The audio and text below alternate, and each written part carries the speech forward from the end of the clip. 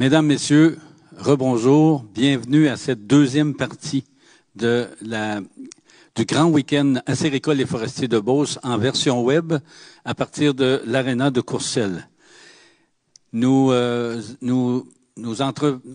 entreprenons cette deuxième partie avec une deuxième conférence de Michael Clich, ingénieur forestier à l'association, qui va porter sur le chaulage. Doit-on vraiment fertiliser nos érablières? Et si oui, comment?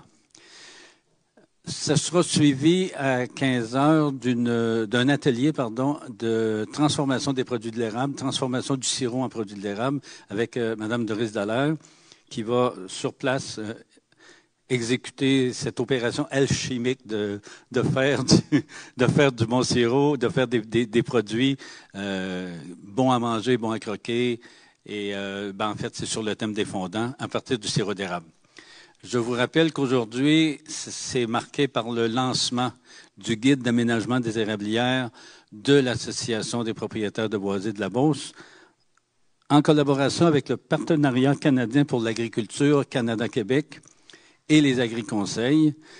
Le Grand Week-end est une commandite de Desjardins partenaires majeurs, de Sochetel Téléphone Lambton Courcelles et de la scierie La Pointe-et-Roi de Courcelles, ainsi que plusieurs commanditaires que vous voyez défiler entre deux événements qui ont bien voulu, qui auraient aimé rencontrer les gens dans un événement public comme il avait été prévu au départ, c'est-à-dire 2 jours d'exposition sur le terrain ici et dans l'aréna.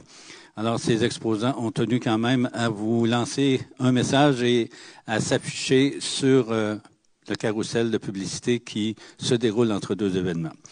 Alors, dernier mot pour vous dire que le livre sur le guide d'aménagement des érablières est disponible. Vous pouvez l'acheter directement sur le site web www.apbb.ca. Vous entrez dans boutique librairie et vous trouverez le formulaire d'achat du guide.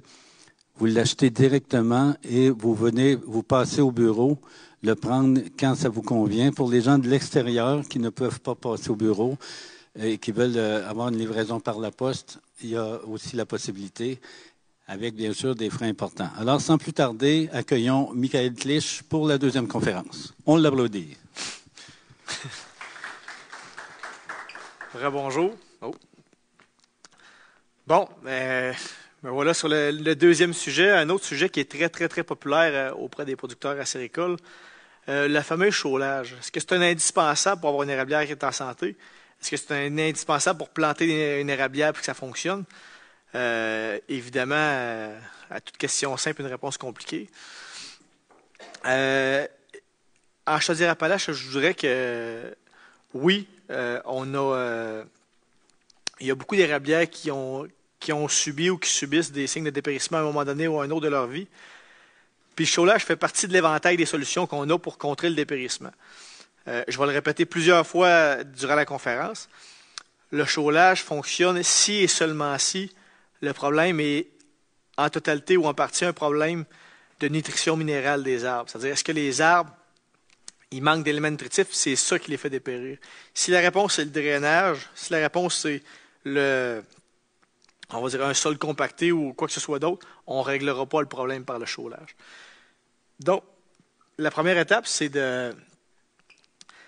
d'identifier c'est quoi le dépérissement, c'est quoi les signes avant-coureurs qui peuvent nous dire il y a peut-être un problème dans mon sol. Le premier signe, c'est la coloration des feuilles.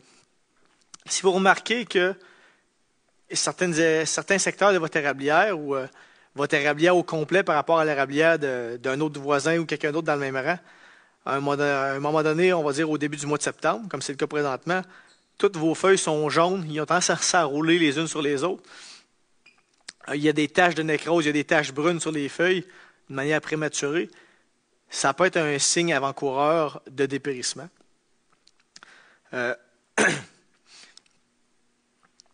Des choses... Oh, peux-tu revenir, s'il te plaît? Des feuilles comme ça, comme vous voyez là, des feuilles qui sont jaunes, oranges, qui s'enroulent, là, comme vous voyez sur les images ici, c'est vraiment typique de carence minérale. ce qui arrive aussi de temps en temps, c'est les érables vont perdre des feuilles, puis ça va commencer par le dessus de la cime. C'est-à-dire qu'ils ne perdront pas des feuilles dans le bois en montant, c'est vraiment le haut de l'érable, puis ça descend tranquillement, pas vite, vers le bas du haut-pied.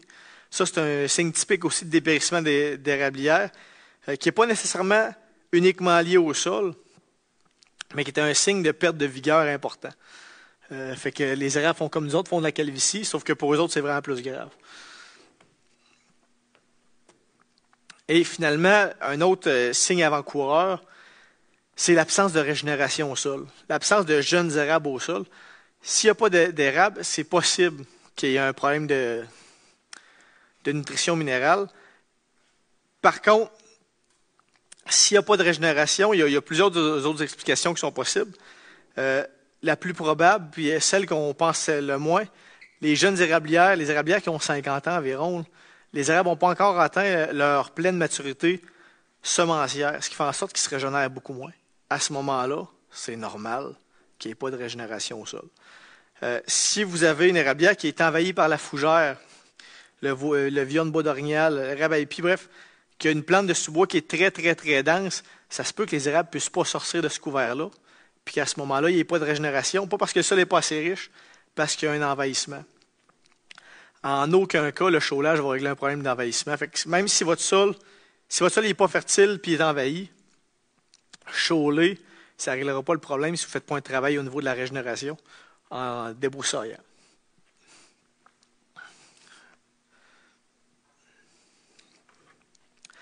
Donc, règle générale, lorsqu'on veut évaluer un sol, on va faire des pédons qu'on appelle, c'est-à-dire une étude de l'humus et du sol minéral.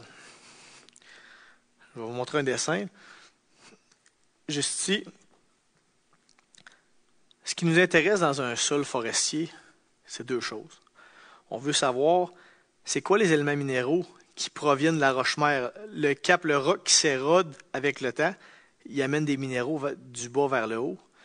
Puis notre humus, nos feuilles qui se décomposent, il amène des éléments minéraux par le dessus. C'est-à-dire toutes les feuilles, les racines, les petites branches qui se décomposent, les minéraux sont retournés dans le sol. Fait on a des éléments minéraux qui arrivent d'en haut puis d'en bas. Puis quand on fait des analyses de sol, c'est exactement ça qu'on veut déterminer. On veut savoir c'est quoi les minéraux qui arrivent, puis est-ce que c'est suffisant pour nourrir nos arbres. Donc, quand on fait une étude de sol, on va tout le temps étudier l'humus, c'est-à-dire le premier 5 cm, puis ensuite, on va étudier ce qu'il y a entre 20 et 40 cm. Fait qu'on fait tout le temps des carottes d'environ un pied et demi de creux, puis c'est ce qu'on va envoyer au laboratoire.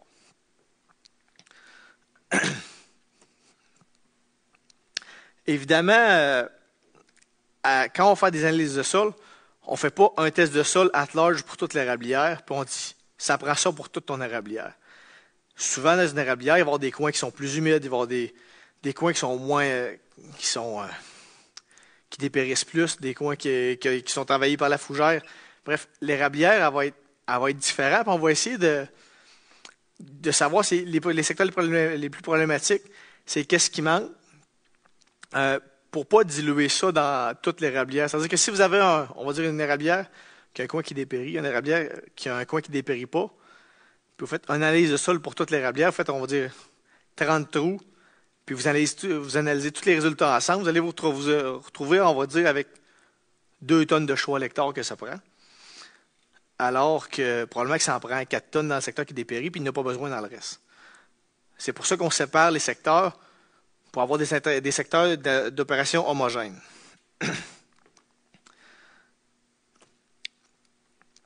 Avant d'aller plus loin, petite parenthèse, le dépérissement des érablières, c'est relativement jeune.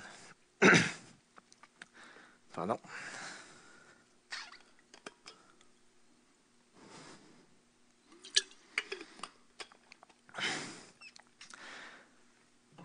Le dépérissement a commencé dans les années 70-80.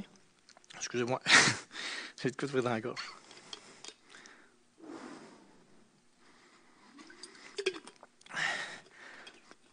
Avec les plus acides.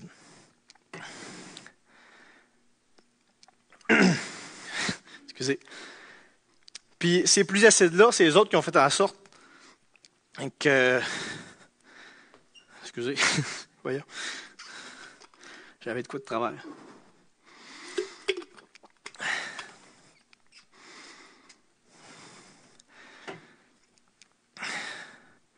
C'est les autres qui ont fait en sorte qu'il y a eu du dépérissement.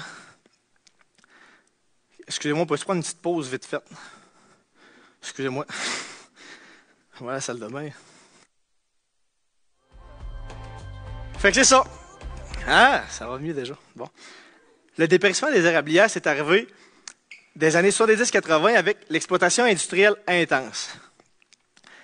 L'exploitation industrielle a amené beaucoup de pollution dans l'air. Pas qu'il n'y en a plus aujourd'hui. Mais il y a eu beaucoup d'accords qui ont fait en sorte que ça s'est réglé, puis il n'y a plus de pluie acide comme il y en avait dans le temps.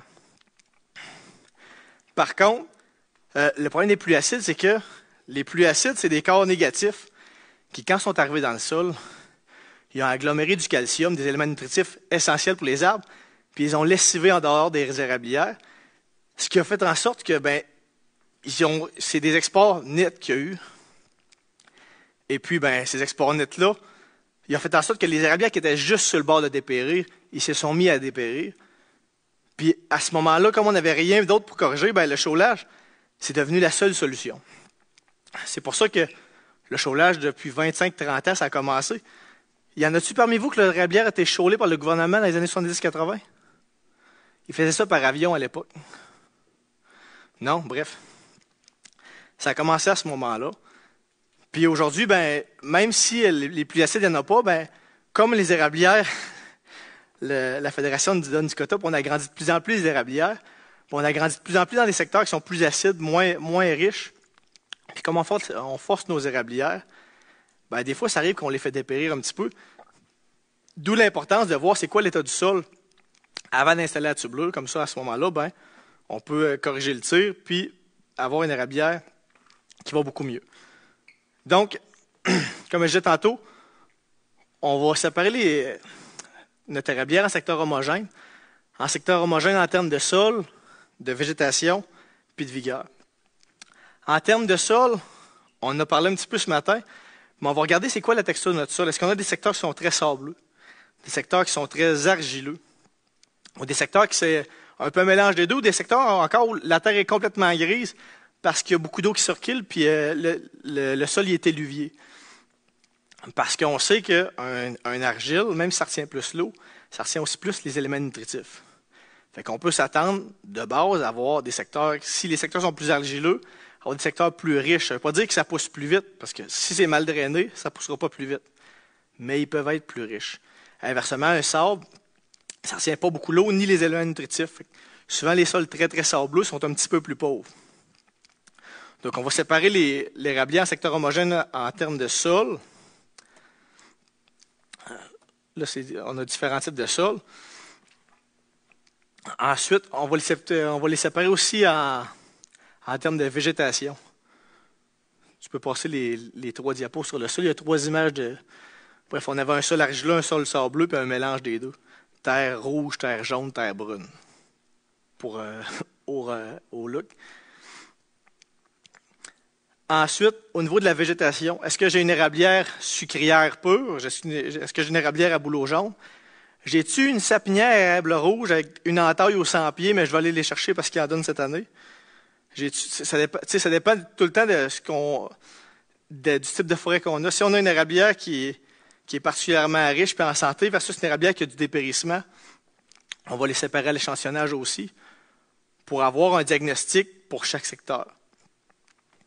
C'est sûr, il ne faut pas virer, il ne faut pas paniquer avec ça non plus, dans le sens où si j'ai, on va dire, un arpent carré, un arc ou un demi-arc qui est différent du reste, ça ne vaut peut-être pas la peine de payer le laboratoire une analyse de plus pour le différencier du reste parce que c'est très, très, très petit. Puis la chaux, je vais vous montrer des photos tantôt, là, mais quand on chaud, là, la chaux, ça voyage dans l'air. Fait qu'on ne peut pas être si précis que ça non plus. Fait qu'on va essayer de faire des secteurs qui ont, on va dire, 2-3 hectares et plus en moyenne. Aussi, on va regarder la végétation du sous-bois. Est-ce qu'ici, j'ai un site envahi par la fougère? Est-ce que j'ai un site bien régénéré en érable à sucre? Les secteurs qui sont bien régénérés déjà en érable à sucre ou en érable rouge sont probablement un petit peu plus riches que les autres. C'est à voir. Finalement, on va séparer les secteurs d'analyse de sol en termes de vigueur. Les secteurs qui dépérissent, souvent on va les analyser à part. Le cas de la plantation que je vous ai parlé ce matin à Saint-Ange, il y a deux images. La première, c'est la même plantation. Elle a 30 ans. Il y a des secteurs que les érables sont grosses comme ça à 30 ans, puis d'autres qui ont 10 pouces. C'est la même plantation. Quand on a fait les analyses de sol là-bas, on ne les a pas analysées de la même manière. On les a analysées séparément. Puis comme de fait, le secteur que les érables avaient 10 pouces, qui n'avait pas de dépérissement à cime, ça a pris, je pense, c'est 1 tonne de chaux l'hectare. Puis les secteurs qui les érables étaient beaucoup plus petits, ça en a pris 4 tonnes de chaux l'hectare. Fait que c'est beaucoup, beaucoup plus. D'où l'intérêt d'essayer de séparer ça le plus possible en secteurs homogènes, puis avoir un diagnostic individuel pour chacune. Soit dit en passant, si vous avez des questions, vous pouvez les poser au fur et à mesure, ça va me faire plaisir d'y répondre. Il n'y a pas de problème. Bon, maintenant, pour ce qui est du rôle des éléments nutritifs individuellement, je l'ai mentionné un petit peu précédemment, mais chaque élément nutritif, il y a un rôle bien, bien précis dans la plante. Puis les éléments entre eux, souvent il y a des effets d'antagonisme. Les effets d'antagonisme, c'est quand une surabondance d'un élément minéraux va empêcher l'autre élément d'être absorbé. Il y a ça entre le calcium et le potassium de mémoire. Fait que si tu as trop de calcium, ben l'arbre a de la misère à absorber son potassium. Fait que l'arbre il a une carence en potassium, même s'il y a du potassium dans le sol. Ce qui nous ramène au concept d'équilibre. C'est important de respecter des proportions dans les éléments minéraux dans le sol. Parce que si on a un sol qui est débalancé au niveau des éléments minéraux, ben, même s'il y a des éléments minéraux qui sont présents dans le sol en quantité suffisante, ça se peut qu'ils ne soient pas absorbables par les plantes. D'où l'intérêt des analyses de sol. Et puis, il y a aussi des seuils de toxicité. Je donne un exemple. Le manganèse, j'ai eu une plantation l'an passé, non, il y a 2 ans à Frampton, qui avait racheté de la chaux d'un monsieur qui avait une carrière de chaux, on ne sait pas elle venait d'où la chaux. Puis il avait chaulé une centaine d'érables, puis les érables ils étaient tous en train de sécher l'année d'après. Puis ça a empiré. Tu sais, au bout de 3 ans, comme la chaux, ça prend le temps avec la pénite, ça a pris 3 ans avec les érables dépérissent beaucoup, beaucoup. Puis on a fait des analyses foliaires. C'est plus précis que des analyses de sol. Cependant, l'inconvénient des analyses foliaires, c'est qu'on peut juste les faire 2 semaines durant l'année. Le résultat, c'est pas analysable en laboratoire. C'est comme juste au début ou mi-juillet qu'on on peut faire ça. Puis il y avait une toxicité en manganèse. Fait que la chaux que la personne a achetée, il y avait tellement de manganèse que c'était rendu toxique pour les érables. Puis c'est pour ça que les érables dépérissaient. Fait qu'il a fallu rechauler pour augmenter les autres éléments pour que le manganèse soit plus débalancé par rapport aux autres, puis qu'on se sorte du seuil de toxicité. Donc, avant de parler de chaque élément minéraux entre eux autres, je veux vous dire, les carences au niveau du sol, c'est régional. C'est en bonne partie régional parce que ce qui vient de la roche-mère, du roc en dessous, c'est pas unique sur chaque lot, c'est des gros ensembles de rocs qui couvrent des grandes superficies. Et puis, dans Chaudière-Appalaches, le sol il est souvent déficient en calcium. C'est régional. Dans le sud des États-Unis, on a des problèmes d'azote. Au Québec, des problèmes d'azote, il n'y en a pas. Fait qu'il y a des tendances régionales. Je dirais qu'au Québec, les carences principales qu'on va observer, c'est calcium, magnésium. C'est les 2 principales. Après ça, il va y avoir potassium, phosphore. Les autres, c'est très, très, très rare. J'ai vu une fois une carence en bord, puis c'est tout. Fait que 99,9% des problèmes de nutrition minérale chez les érables, ça va être en calcium, magnésium, phosphore, potassium. Puis je dirais même 85%, ça va être magnésium puis calcium. D'où le chaulage. Le chaulage, c'est un mélange de beaucoup de calcium avec un peu de magnésium. Puis souvent, en Beauce, ici, on ne parle pas de fertiliser une érablière, on va parler de chauler. Chaux-lait parce que c'est de la chaux qu'on met dans la majorité des cas, parce que c'est le calcium, l'élément qui est souvent le plus limitatif au Québec. D'ailleurs, le calcium, c'est l'élément qui est le plus étroitement lié au dépérissement des érablières. Fait que, quand on voit des carences minérales chez les érables, dans la forte majorité des cas, c'est vraiment le calcium qui manque en premier. C'est lui qui est le plus étroitement corrélé au phénomène de dépérissement. Ce qu'on va observer quand il y a un dépérissement en calcium, ça va être un jaunissement des feuilles. Les feuilles ne s'enrouleront pas. C'est vraiment un jaunissement qui commence par l'extrémité des feuilles, qui va migrer vers le centre, puis il va atteindre les nervures en même temps que la lime, là. Fait que la feuille a jauni au complet. Ce qui n'est pas le cas quand on arrive avec des carences en magnésium. Vous voyez en magnésium, là, les nervures ils demeurent vertes. Les carences en calcium et en potassium, là, les nervures restent vertes. C'est vraiment toute la marge des feuilles qui va venir jaune, puis après ça brun, puis elle va s'enrouler sur elle-même. Fait que c'est pas facile de différencier en regardant une feuille d'une carence en magnésium d'une carence en potassium. Par contre, c'est très, très, très, très frappant, là. Tu vois les nervures très, très vertes des feuilles, puis le reste est tout jaune ou orange ou brun. Le magnésium, pourquoi il est aussi très, très lié au phénomène de dépérissement des érablières? C'est parce qu'il a un rôle très, très, très crucial au niveau de la photosynthèse. Puis il y a un bon antagoniste avec le potassium. Ce qui veut dire que si vous mettez de la chaux qui est très, très riche en magnésium, ça se peut que vos érables, après, aient de la misère à absorber le potassium. D'où l'importance des analyses de sol, parce que de la chaux, il y en existe trois sortes principalement. Tu as de la chaux calcique, qui est 95% calcium, 5% magnésium. Tu as de la chaux magnésienne, qui est, je pense, c'est 90-10. Puis tu as de la chaux dolomitique, qui est 80-20, 20% magnésium. Si vous avez un sol qui est naturellement riche en magnésium, puis vous y mettez de la chaux dolomitique dessus, ça se peut qu'on ait trop de magnésium pour rien. Fait qu'à ce moment-là, ça se peut que ça soit nécessaire. En fait, ça se peut que ce soit nécessaire de rajouter du calcium pour garder tout ça en équilibre.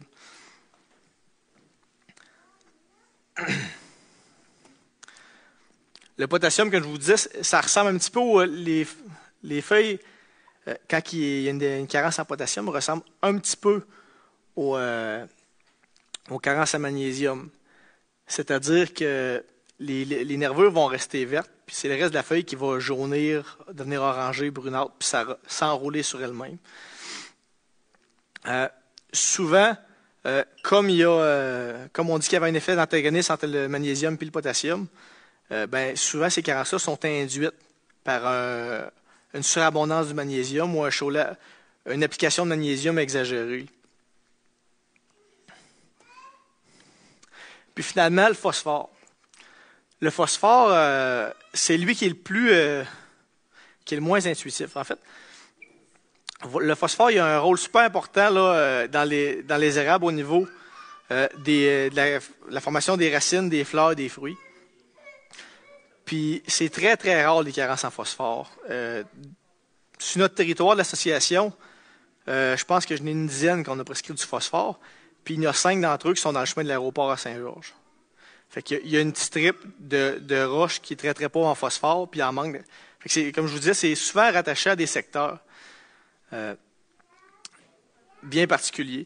Ce qui est particulier avec le phosphore, c'est que une surabondance de phosphore, là, pas une carence en phosphore, souvent les feuilles vont être très, très, très vertes au début de la saison. Ce qui apparaît comme un effet de santé du crime, mais ils font vraiment, vraiment des belles feuilles. Puis très, très tôt après ça, les feuilles, ils vont se dégrader puis vont venir très, très rouges à l'automne. Au lieu de devenir jaune, jaune-orange, comme c'est le cas souvent, ils vont venir très, très, très rouges. Donc, ça, c'est lié à des carences en phosphore ou à des surplus en phosphore. Puis le phosphore aussi, des fois, il y a des carences qui apparaissent suite à un chaulage excessif. Je dis chaulage excessif parce que présentement, les premiers chaulages qu'on a faits au Québec, ils datent de 30 ans, 25 à 30 ans. Puis il y a des études, le ministère les suit année après année, puis ils font des analyses de sol année après année, puis la chaux est encore presque toute là dans le sol. Fait que l'effet du chaulage, 30 ans plus tard, il se sent encore. Ce que je suis en train de vous dire, c'est que le chaulage, c'est pas mal l'investissement une fois par génération. Je connais personne à date qui a dû rechauler son érablière, à part les cas où, quand on fait une analyse de sol, puis on prescrit de la chaux, puis que le logiciel nous dit que ça en prend 6 tonnes à l'hectare, ben, on sait que le sol, il ne peut pas en absorber plus que 4 tonnes en une seule application. Le reste va partir avec de l'eau, puis il va être dilué. Le sol ne pourra pas l'absorber. Fait qu'on fait maximum 4 tonnes en une seule application. Donc, s'il y a 6 tonnes, souvent, on va faire 2 applications de 3 tonnes ou l'application de 4 tonnes, on fait des tests de sol, puis on regarde comment il en monte exactement, puis on complète. C'est le seul cas où on a rechaulé, parce que normalement, le chaulage, c'est une fois dans une vie qu'on le fait. Il y a quelques producteurs sur le territoire qui font des tests puis qui me tiennent au courant à chaque année. Ils me disent comment ça va l'érablière. Je connais qui font une fertilisation à chaque année. C'est pas... nous, on ne recommande pas ça, une fertilisation chaque année, parce que les érables n'en ont pas besoin. Par contre, le danger de faire de ça, c'est que si tu ne mets pas un petit peu de tous les éléments nutritifs, ben, à un moment donné, tu vas te ramasser avec des surabondances ou des carences. Donc, nous, comme je vous disais, on suit vraiment le ministère, les sites études qui suivent depuis 30 ans. Puis, comme c'est là, le chaulage, ce serait une fois dans une vie que tu aurais besoin de le faire, pas plus. Au niveau des produits, ça peut être un petit peu plus délicat, dans le sens où les producteurs biologiques, vous avez... il y en a-tu dans la salle qui sont biologiques ici? Hein? Les producteurs biologiques, il y a des produits auxquels vous n'avez pas droit. Je donne un exemple. Le 0, je pense que c'est 0,30. Parce que le phosphore, vous êtes obligé de mettre du phosphate de roche. Il y a quelques produits qui sont différents. Évidemment, ça ne coûte pas moins cher à être biologique, mais c'est quelque chose à prendre en considération parce qu'on peut perdre facilement la certification si on est dans des produits qui ne sont pas légaux, ou encore, supposons que vous êtes voisin d'un champ agricole, ben, il y a même des considérations pour ce que la personne étant à moins de, je pense que c'est à moins de 15 mètres de l'érablière. Fait que bref, c'est quelque chose à prendre en considération. Une question qui revient souvent, c'est si je chaule, est-ce que je suis mieux de prendre ça en poudre ou en granule? La poudre va souvent coûter moins cher. Vous allez pouvoir la faire transporter en vrac. Par contre, la poudre, elle vous oblige à faire l'application rapidement puis à briller votre chaux. Parce que la journée qui mouille dans cette chaux-là, ça ne sera pas étendable avec un étendeur standard. Ça va tout prendre en pain. Puis ça va être très, très difficile à travailler. Tandis que les granules, d'un, ça fait beaucoup moins de poussière, de un. Et de deux, souvent, les granules, ils viennent en sac d'une tonne. Ben, il y a plusieurs formats, mais les plus gros formats, je pense que c'est des sacs d'une tonne ou de 2 tonnes. Fait que ça vous permet de dire, ben, gars, moi, j'en fais 2 tonnes en fin de semaine, puis je tire ça sur plus longtemps. Mais je pense que ça revient à 75 $ la tonne, la chaux en granule, puis 40-50 $ la chaux en poudre normalement. Mais dans tous les cas, moi, je vous conseille fortement. Nous, on fait tout le temps des prescriptions avec le nom du produit dessus. Cependant, je vous conseille tout le temps de vous référer à la coop ou la plus proche de chez vous.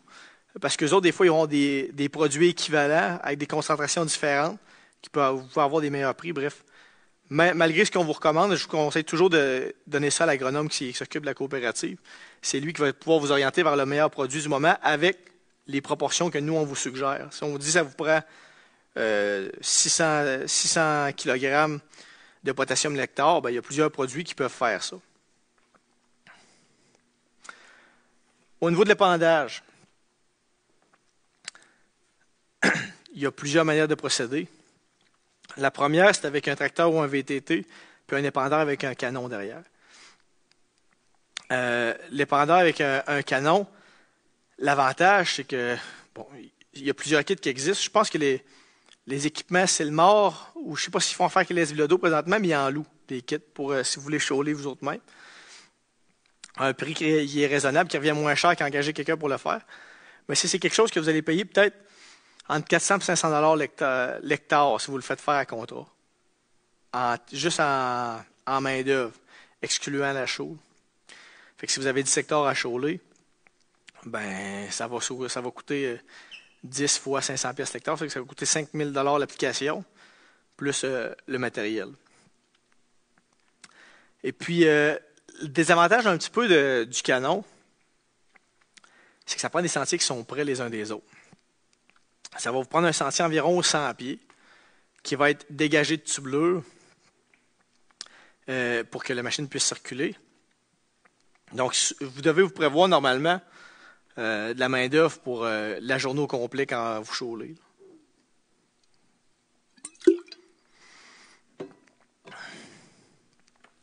Donc, tout ce qui est contrainte sur le terrain, des grands caps, de la roche, des milieux humides, c'est important parce que si vous faites des grosses rainures dans un milieu humide, les milieux humides, normalement, il faut leur faire attention. Fait que, il y a plus de contraintes de terrain, surtout si c'est un tracteur qui n'a pas des roues très très larges, ça peut faire des traces. Donc ça, c'est le désavantage un petit peu de cette méthode-là. Puis l'autre désavantage, c'est que c'est moins uniforme, dans le sens où le canon, vous ne le faites pas bouger. Là. Fait que si jamais vous vous attendez, puis d'un coup, il y a un arbre, un gros arbre à côté du tracteur, ça se peut qu'il y ait un petit tas de chaud à terre, puis il n'y ait pas beaucoup de chaud en arrière de l'arbre. C'est pas parfaitement uniforme, mais c'est pas grave. C'est vraiment pas juste pour l'apparence, parce que très rapidement, vous allez voir la chaux disparaître dans le sol. Et puis ben, c'est ça. À ce moment-là, vous ne verrez pas la différence au bout de 2-3 ans, puis les arbres non plus. Parce que ce qu'il faut savoir, c'est que souvent, on pense que les arbres, on va dire un arbre de 8 pouces a une cime, on va dire large de 20-30 pieds, puis le réseau de racines, il est comme la cime. Mais en réalité, là, les racines sont à peu près toutes à 1 pied et demi du sol, puis sont vraiment, vraiment plus étendues que la cime de l'arbre. Autour du tronc, il n'y a pas de racines pour absorber là. C'est pas grave s'il y en a un petit surplus là, ou il n'y en a pas beaucoup. Le système racinaire, il est vraiment dispersé dans l'espace. Oui? Est-ce que, j'avais entendu dire, je sais pas si c'est vrai, la chaux granulaire est un peu moins efficace? Oui. Est-ce que la chaux granulaire est aussi efficace que la chaux en poudre? Écoute, moi, dans les specs des produits qu'on nous donne, pour appeler ça de la chaux calcique, tu as besoin d'une analyse de chaux qui dit il y a tant de pourcentage de calcium, tant de pourcentage de magnésium. Puis c'est standard. Ce qui fait en sorte qu'elle soit granulaire en poudre, c'est le même contenu qu'il y a dedans. La différence avec la chaux granulaire, c'est que ça va prendre de la pluie avant qu'elle se défasse. Fait que tu es retardé dans le temps dans l'effet. Ça peut prendre plus de temps avec qu'elle pénètre dans le sol. Il faut que justement la pluie défasse les motons puis finalement que ça soit absorbé. Mais en termes de produits, c'est supposé être exactement la même chose. Si tu as 4 tonnes de chaux calcique, ben, tu es supposé avoir 4 tonnes à 95 % de calcium, 5 % de magnésium, peu importe la forme. En théorie, c'est la première fois que je me fais demander ça, mais moi, la seule chose que je sais, c'est que Élie Mistral, la compagnie qui fait du chaulage par hélicoptère, eux autres, ils en font de plus en plus en Chaudière-Appalaches. Écoute, à chaque année, j'ai peut-être bien 10 clients qui font affaire avec Élie Mistral. Puis à cause que c'est en avion, ils n'ont pas le choix d'aller à la granule parce qu'il faut qu'elle tombe, parce que sinon les voisins seraient bien trop de bonne humeur. Fait que les autres se feraient chauler gratuitement. Fait que c'est normal que les autres prennent la chaux plus pesante, mais il avait dit ça se peut que ça prenne 1 an ou 2 de plus avant de faire effet. Fait que c'est peut-être ça la crainte des gens, c'est que les gens peuvent peut-être se dire crème, je l'ai mis, puis ça fait 4 ans, puis j'ai pas encore d'effet. Puis d'habitude, on avait dit 3-4 ans. Mais ça se peut que l'effet soit retardé d'1 an ou 2. Moi, ça, on m'avait déjà dit ça. Mais l'effet était là pareil. Ça répond pas super à la question.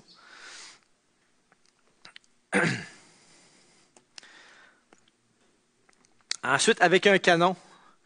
Pas avec un canon, avec des tuyaux. Il y a une compagnie à Beauce qui fait ça, Danago, qui chaule avec un tracteur. Sauf qu'au lieu d'avoir un canon qui tire juste à un seul endroit, tu as deux employés avec un tuyau, puis ils arrosent. Ils s'arrangent pour que ce soit uniforme partout sur le terrain. Ça fonctionne très bien. C'est plus esthétique parce qu'il y a moins de choses sur les troncs d'arbres. Mais on le voit un peu sur la photo. Là. La poussière elle finit par en avoir partout. Puis c'est plus dispendieux, ça fait une job plus esthétique. Mais le vrai avantage de ça, c'est un petit peu plus dispendieux à faire. Je pense que c'est plus 500 et 600 $ de l'hectare. Par contre, c'est que les trails sont beaucoup plus espacés. Tu peux quasiment faire une trail aux 200 pieds au lieu d'une trail aux 100 pieds. Parce qu'avec le tuyau, il va chercher beaucoup plus loin. Fait que ce que ça donne, ça donne plus de latitude au niveau de tes chemins. C'est-à-dire que souvent, avec lui, tu peux te servir beaucoup plus de tes chemins existants. Tu n'es pas obligé de faire des trails un peu partout. Il est capable de l'appliquer sur beaucoup plus large. C'est vraiment ça le principal avantage.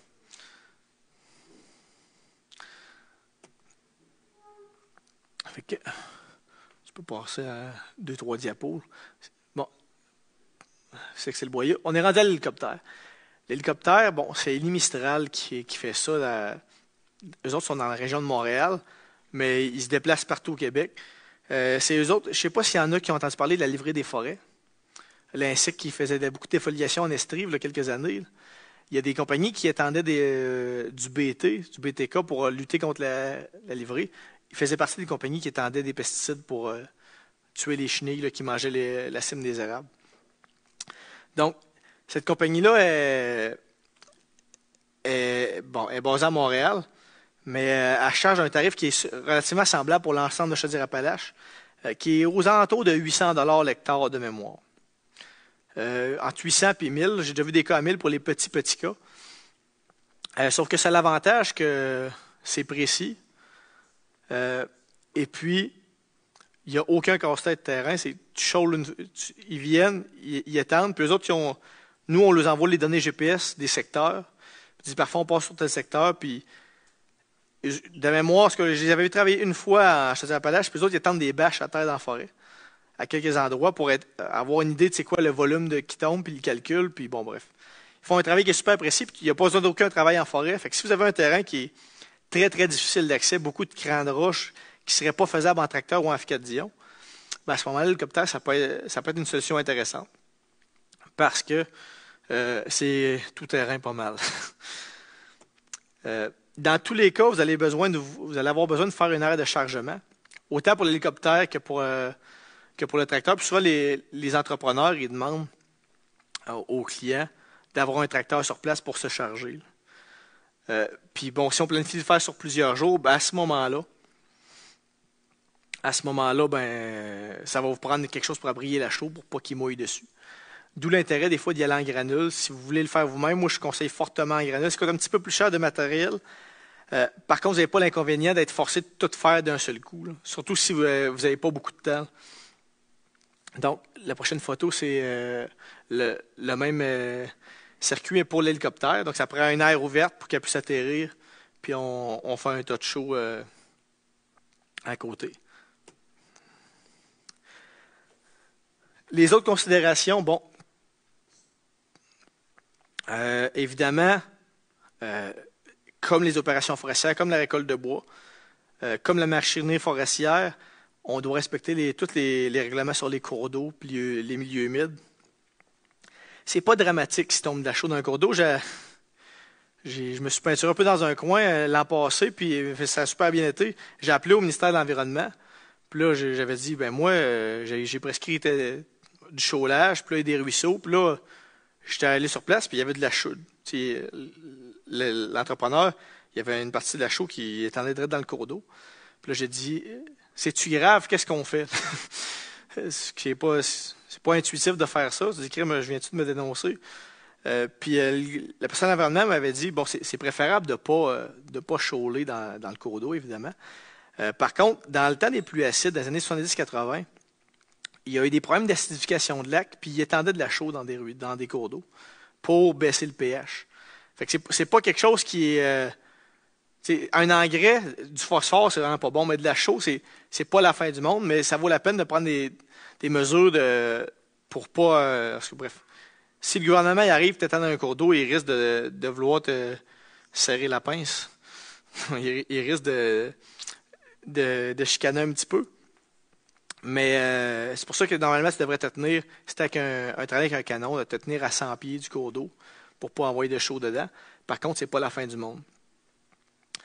Pour la plantation, ceux qui veulent planter des érables, on en a parlé ce matin. Si vous voulez chauler, c'est minimum 1 an avant de planter dans un monde idéal pour que les nouveaux semis, les nouveaux plants, aient accès aux éléments nutritifs quand vous plantez. Si vous chaulez par après, ça va prendre 1 an ou 2 après, avant qu'ils puissent avoir accès. Et puis, il y a des expériences qui ont été faites aux États-Unis sur l'épandage d'azote dans les érablières, puis il y avait des résultats qui étaient sortis là 3-4 ans.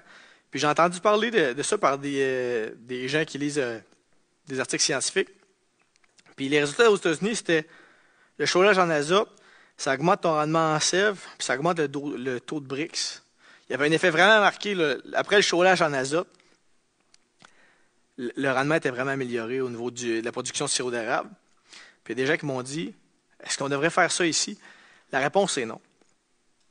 La réponse est non parce que aux États-Unis, ils ont des problèmes de carence en azote, ce qui n'est pas le cas ici.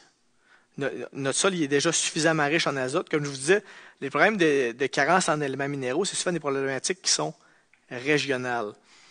Puis ici, l'azote, il n'en manque pas. Donc, en ajouter, c'est pas une bonne idée.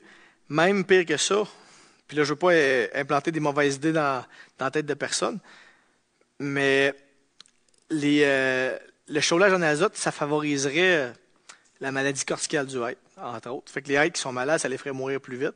Ça ne les empêchera pas de drageonner, ça ne les empêchera pas de se reproduire en masse. C'est juste que ça augmente la transmissibilité un petit peu de la maladie. Donc, c'est pas bon pour les érablières qui a du hêtre dedans. Ça va précipiter souvent leur mort. Puis là, ben, souvent, il y a des gens qui voient ça d'un bon oeil, ils disent, crime, je me bats avec le hêtre depuis tellement d'années, mais le hêtre, il va continuer d'en pousser, il va juste être infecté plus vite. Puis l'autre problème que ça crée, c'est que si vous avez des hêtres qui meurent plus rapidement, bien, ça va faire des grosses trouées de lumière. Puis s'il n'y a pas d'érables qui sont prêtes à repousser dans ces trouées de lumière-là, puis vous ne les reboisez pas, ça va pousser en fougère, en viorne, en framboisier, en tout un paquet d'espèces que s'ils colonisent cette place-là dans votre érablière, ça va être dur de les déloger après, à part des broussailliers pour planter. Fait on aime mieux avoir du hêtre tannant que d'avoir de la framboise, de la fougère. Donc à ce moment-là, mettre de l'azote dans l'érablière pour se débarrasser du hêtre, ce n'est pas une solution qui est viable.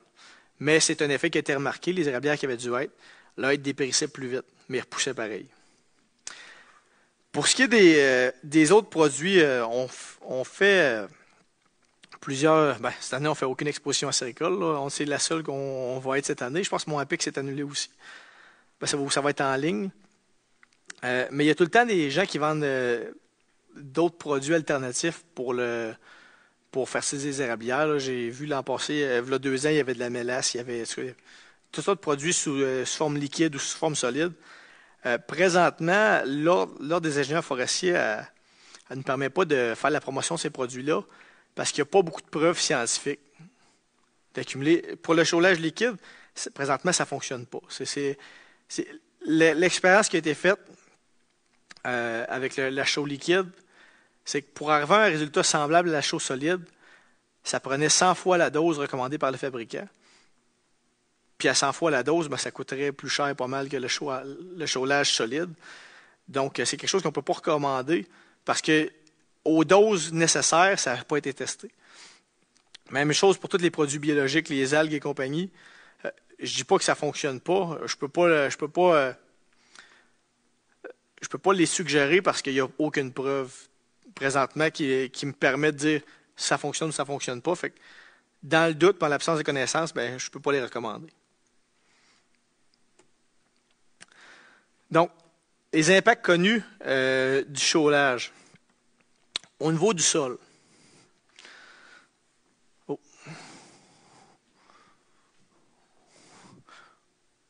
As-tu... Ah, il est fatigué. Oui, ça a fait du bien, ça. On dirait que j'avais une plume dans le fond de la gorge tantôt. Bon. Vigueur des érables, peux-tu revenir sur sol? Oui, bingo. Bon. Les impacts connus du chaulage qui ont été documentés puis ont été étudiés depuis 30 ans. Évidemment, tu as la correction artificielle du pH pour les terrains très acides, puis d'équilibre entre les éléments minéraux et nutritifs. Pourquoi, en mettant juste du calcium, on réussit à balancer un sol? C'est parce que durant les précipitations acides des années 70-80, le sol, c'était l'élément minéral qui était le plus lessivé dans l'eau. C'est-à-dire que c'est lui qui était le plus exporté en dehors des érablières.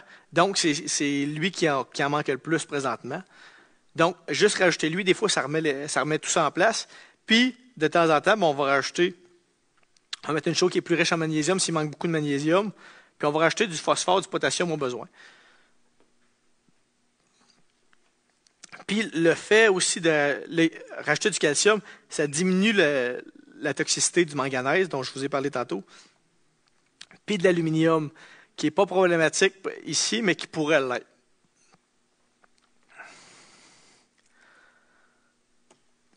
Ensuite, ça améliore la vigueur des érables. Je dis améliore la vigueur des érables, il faut faire attention. Un érable qui a perdu 50% de ses feuilles, il y a des grosses chances que ça ne remette pas. D'ailleurs, la perte de feuillage chez un érable, c'est le meilleur indicateur de sa mort imminente. Il y a des érables qui ont des... Souvent on dit, s'il y a un champignon sur son érable, il pourrit puis il va mourir, ça ne sera pas trop long. Mais le symptôme le plus clair, qui est le plus fortement corrélé à la durée de vie d'un arbre, c'est vraiment sa perte de feuillage. Donc, un arbre peut avoir un champignon pendant 20 ans puis être très, très vert, mais un érable qui a perdu 50% de ses feuilles, il ne reviendra pas en arrière. Donc, souvent, ce qu'on dit, c'est que le chaulage va stabiliser les symptômes de dépérissement. C'est-à-dire que s'il a perdu, on va dire, 20% de sa scène vivante, ben, ça va arrêter là. Si le problème était d'ordre minéral, si l'érablière dépérissait parce qu'il manquait du calcium, on va dire, puis on met du calcium, ça ne fera pas pouf, un bel arbre plein de feuilles. Ça va stabiliser son dépérissement. Puis après ça, il va refaire des feuilles. Mais les branches qui sont mortes vont rester mortes. Mais il peut refaire du feuillage par après avec d'autres branches, puis le cacher à la longue. Mais ce n'est pas une recette miracle. Aussi, ça va augmenter la croissance radiale. C'est-à-dire la croissance en diamètre des érables. Puis la croissance en diamètre, c'est un effet indirect sur la production de sirop d'érable. Parce que le bois de l'érable, il est comme le bois de tous les arbres, il est constitué de principalement deux choses, des fibres pour la solidité mécanique, puis des tuyaux pour le transport de la sève. Plus la croissance est bonne, plus il va y avoir de tuyaux, puis moins il va y avoir de fibres. Parce que l'arbre, il faut qu'il transporte plus de sève pour nourrir le feuillage, pour justement payer la croissance, si on veut. Donc, un arbre qui grandit plus vite va produire plus de sève. Puis, le meilleur indicateur du taux de sucre dans un arbre, c'est son diamètre. Fait que plus il grossit vite, en théorie, plus il va produire de sirop vite. Donc, indirectement, le chaulage va améliorer le rendement à long terme. On parle de 5, 10, 15 ans. C'est pas instantané, mais à long terme, ça va améliorer le rendement. C'est pour ça que souvent, pour ceux qui ont des chaudières, ils savent, les érables qui sont gros et qui ont l'écorce lisse sont souvent ils produisent souvent plus de sève que les érables de la même grosseur avec l'écorce super crevassée et épaisse, parce qu'ils ont une meilleure croissance. D'ailleurs, l'écorce des arbres, c'est un bon indicateur de leur âge. Un peu comme nous autres, les humains. C'est que plus un érable est lisse, plus l'écorce d'un érable est lisse, plus il est jeune. Puis plus il est plissé, plus il est vieux. Puis au niveau de la régénération, bien évidemment, si la régénération ne pousse pas parce que le sol n'est pas propice à la germination des samards d'érable pour faire des jeunes érables, ben, le chaulage peut favoriser la germination des samards. Cependant, s'il y a des problèmes de compétition, s'il ne pousse pas d'érable parce qu'il y a des problèmes de compétition arbustive, de fougères, de viognes, bois d'orignal, de framboises, peu importe, de toute autre espèce compétitrice, à ce moment-là, le chaulage ne règle pas le problème si on ne règle pas le problème de la compétition. Ça veut dire que pour avoir de la régénération, il va falloir chauler, mais il va falloir faire un contrôle mécanique de cette végétation-là. Puis, normalement, quand on a cette situation-là, on peut penser à 2 contrôles mécaniques par année pendant 2-3 ans pour régler le problème quand on parle de la fougère, par exemple.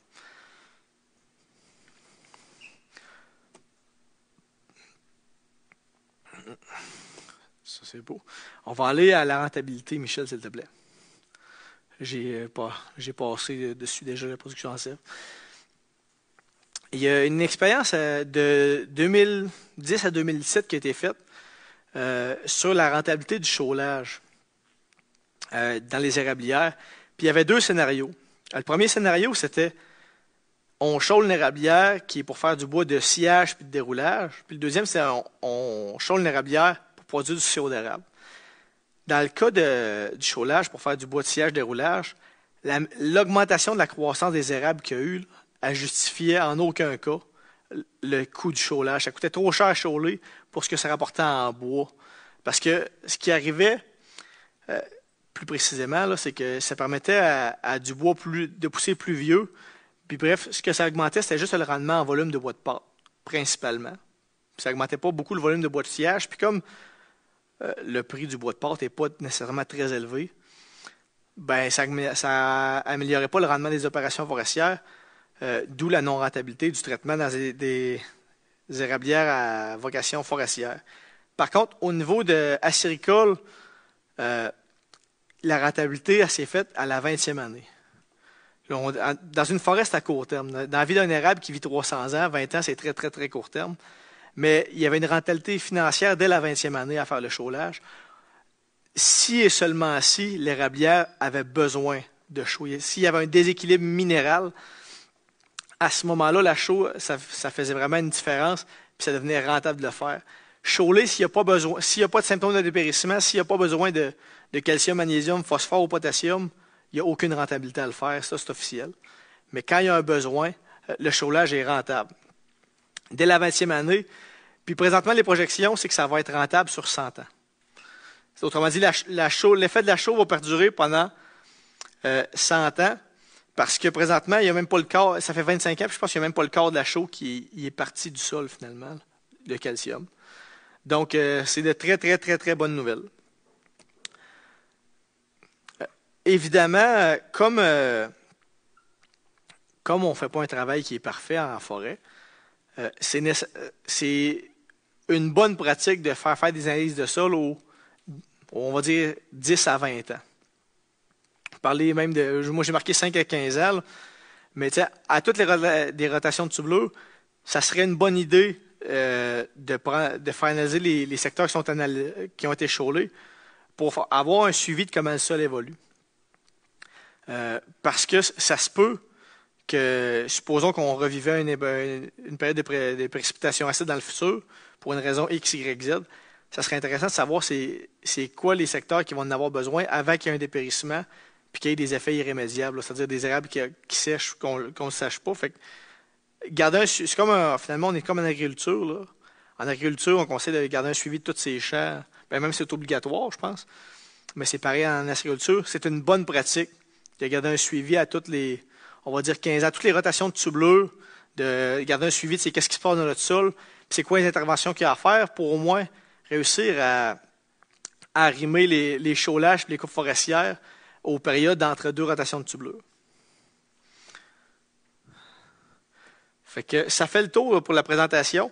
J'espère que j'ai été relativement clair. C'est un sujet qui est plus difficile un petit peu cet après-midi que la plantation d'érable, mais s'il y a des questions, gênez-vous pas. Puis un gros merci pour votre écoute.